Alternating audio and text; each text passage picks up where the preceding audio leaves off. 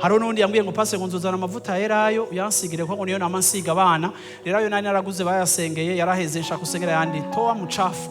Amavuta ya yerayo ntarusha ijambo rivuga. Ijambo riravuga ngo nzobaha ndabahaye ububasha bwo guhonyora inzoka na scorpion. Please mes chers amis, ntimugafatire kukamanipulation kavuye kuri verse imwe yo muri Bibiliya. None ko Yesu yashize ibyondo akabiciramo ibyondo akabishira ku muntu, abantu bose dusengera tubashiye ku ibyondo.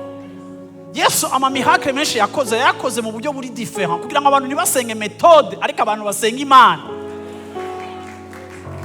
So nta kintu kimwe Imana yikora ko mu burongozi bwa Mpwemu Yera gica gicika definitive, ariko kandi biva n'ingene Mpwemu Yera arongoye abantu muri uwo mwanya, ariko ntibica bicika uniform kuri vyose.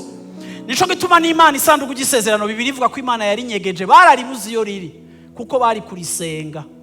Ariko Imana yamye ikorera mu masaison igakoresha methodology itandukanye kugira ngo abantu ntibacika badoha les méthodes, ariko abantu bacika badoha Imana iri multi system.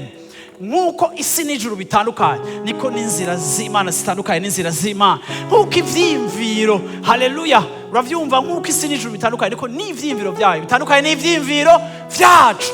Bisobanura iki rero? Bisobanura ngo iyo uri kurajana n'Imana uyimenya ku munsi ku munsi. Ivyo yakugaburiye rane passe sivyo kugaburira muri no mwaka, ivyo yagutungishije mu kwezi guheze sivyo bizogutunga mu kwezi kuza. Chaque saison ira corresponda na spécialité ya grâce y'Imana en fonction y'igihe wewe uri kuracamwo.